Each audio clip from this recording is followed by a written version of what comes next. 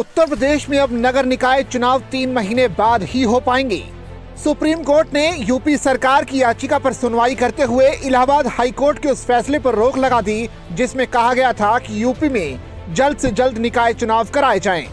Supreme court के आज के आदेश से साफ है कि अब चुनाव ओबीसी कमीशन की रिपोर्ट आने के बाद ही होगा। दरअसल 5 दिसंबर को यूपी सरकार ने नगर निकाय चुनाव के लिए आरक्षण सूची जारी की थी। इस आरक्षण सूची के खिलाफ कई याचिकाकर्ताओं ने इलाहाबाद हाई कोर्ट का रुख किया था।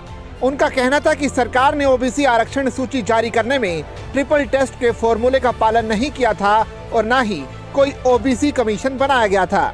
इलाहाबाद हाई कोर्ट ने याचिका पर सुनवाई करते हुए ओबीसी आरक्षण सूची को रद्द कर दिया था और सरकार से जनवरी में नगर निकाय चुनाव कराने का फरमान जारी किया था। साथ ही हाई कोर्ट ने कहा था कि सरकार को ओबीसी आरक्षण तय करने के लिए एक डेडिकेटेड आयोग का गठन करना चाहिए था जिससे ट्रिपल टेस्ट फॉर्मूले का पालन हो सके। इससे पहले इलाहाबाद हाई कोर्ट ने यूपी सरकार को दोहरा झटका दिया था।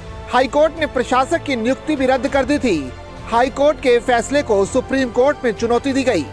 इसके साथ ही यूपी सरकार ने ओबीसी आरक्षण के ट्रिपल टेस्ट फॉर्मूले के पालन के लिए ओबीसी कमीशन का गठन कर दिया।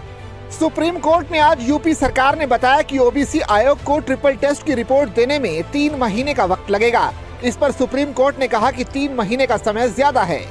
नगर निकाय चुनाव में सुप्रीम कोर्ट में यूपी सरकार ने कहा कि राज्य में डिलिमिटेशन की प्रक्रिया 3 महीने में पूरी कर लेंगे। सुप्रीम कोर्ट ने कहा कि 3 महीने का समय बहुत लंबा है, क्या इसको और पहले पूरा नहीं किया जा सकता?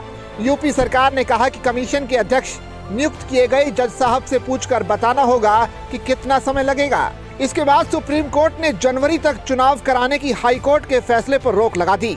इस रोक से साफ हो गया कि अब ओबीसी आयोग की रिपोर्ट के बाद ही यूपी में नगर निकाय चुनाव हो पाएंगे, जिसमें करीब 3 महीने का वक्त लगेगा। यानी यूपी में अब 31 मार्च से पहले नगर निकाय चुनाव होना संभव नहीं है।